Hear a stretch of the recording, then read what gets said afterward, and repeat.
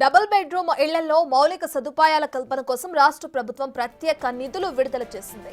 2BH లో నీటి సరఫరా, విద్యుత్ పనులు, డ్రైనేజ్ లాంటి ప్రాథమిక సౌకర్యాల ఏర్పాటు కోసం 196 కోట్లు కేటాయించింది. మౌలిక సదుపాయాలు లేవని అధికారులు రిపోర్ట్ ఇవ్వడంతో రాష్ట్ర ప్రభుత్వం బడ్జెట్ను కేటాయించింది.